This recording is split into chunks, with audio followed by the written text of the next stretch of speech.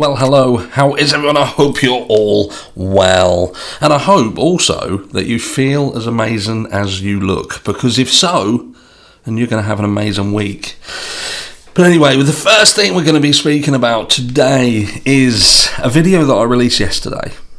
Now, I released one video yesterday, one single solitary video, and it was of man approaching waste receptacle. It was a video that multiple people had sent out to me and said, you need to look. You need to check this out. It's amazing.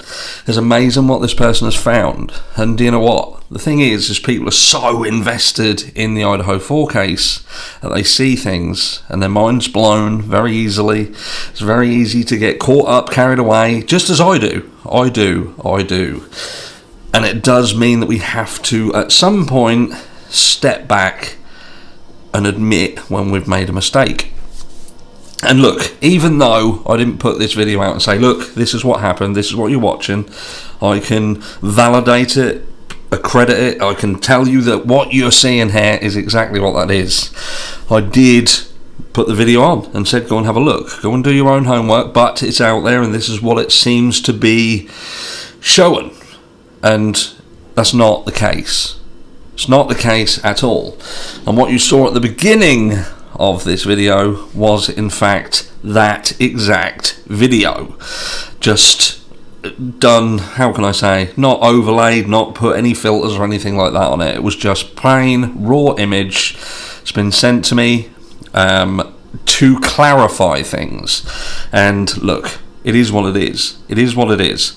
What it seems to show quite clearly is a man approaching this waste receptacle, this wheelie bin, as we would call them in the UK, and he pulls out a torch.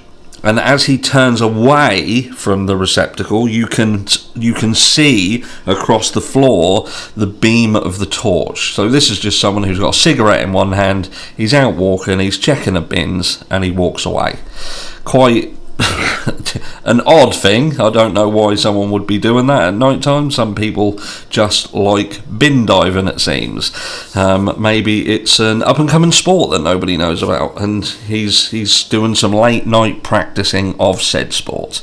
But no, just a guy walking about with a torch, looks in bin, walks away. So it's not somebody approaching the bin and discarding of a murder weapon. It's not Jack S, it's not Jack D, it's not Hunter, it's not Loach, it's not anybody of any connection seemingly to this crime in Idaho.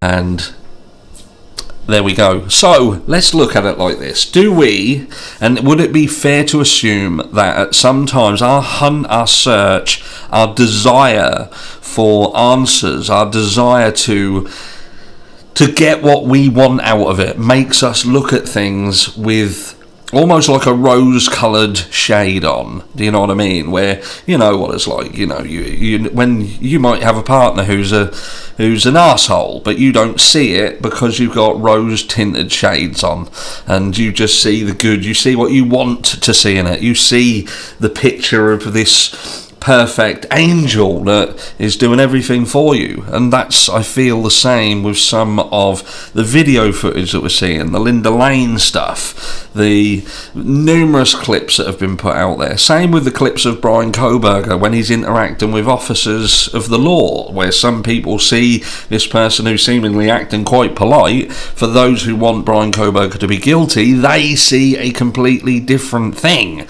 They see someone who is a narcissist, who is almost being, arrogant and controlling in that interaction. And that's kind of my point there. My point is, be careful, and we all need to do it. We all need to be careful how we interpret the things we hear and the things we see, how much faith we put in them, and ask ourselves truly, is that faith of what we're putting in this thing we're seeing purely based on our desire to have what we believe is the right thing, whether it be guilty, whether it be innocent, and we're manufacturing a way to fit this into that narrative in our heads?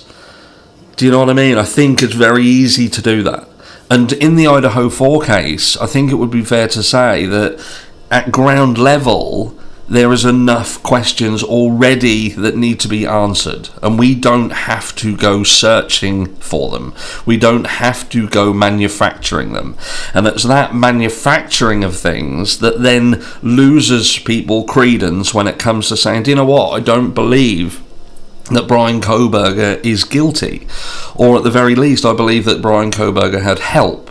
You then lose credence because people will turn around and say, but aren't you the same people that thought that there was a hooded man discarding a knife into a refuse receptacle on Linda Lane? You're a nutcase and we don't need to listen to you. You're a conspiracy theorist.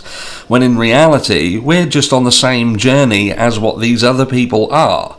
We all want the same thing. We all want, or I would hope, we all want the justice for the 4 victims of, what happened at 1122 King Road. We want the right person caught. We want all the people caught who was involved, anything to do with it, and we want them all brought to justice. But it's just how we get there, and it's how we go about it, and it's these things that make us clash when we don't seemingly at this stage in time have the same thought processes. We don't have the same resolutions in our mind of what is currently out there to see. And where some of us think that there's enough out there to at least be confident in the fact that Bryan Kohberger is at least involved and he's done something, other people, they need more. They need to have a lot more. And I would just ask people who are concrete in their feelings that Bryan Kohberger is guilty to ask, say you had a loved one, whether it be a child, whether it be a niece, nephew, brother, sister, if they found themselves being accused of something, who would you want in their corner if you felt that your loved one was innocent? Would you want someone who was very quick to write them off and consider them guilty, or would you want someone who was willing to dig, willing to give them the benefit of the doubt, willing to go that extra mile in wanting and demanding that they're seeing everything that needs to be seen, and in order to confidently say, no, do you know what, every single thing we need to say that they're guilty has been seen, and I don't need no more. And I know in the Idaho 4 case we consistently hear people say that there is going to be more, there is going to be more evidence, there's going to be more things that come out. And again, I'm not saying that you're wrong, but how I feel about it is that when you've got a defence team that is requested evidence, if you like, the discovery is basically evidence against their client, they've requested it 8 times, and then you're looking at what you're looking at and you feel that there's things missing, you almost feel that you're on the same journey, you're in the same position as what the defence are. So you feel that there's a correlation between you and your thoughts and the defence and their thoughts. And that's where you then come to this juncture in, hold on a second, even the defence are asking for stuff. They haven't seen enough. We haven't seen enough. Is there enough? But anyway, I thought I would clear that up from yesterday. I hope you have an amazing day. Like I say, this is video 1. And there's going to be 2, where we dig back into the Oregon killings. Jesse Calhoun, is he indeed a serial killer? And was law enforcement, and are they still hiding that fact? Stick around. Hit that like button. Please subscribe if you're not, and I will catch you all later on today.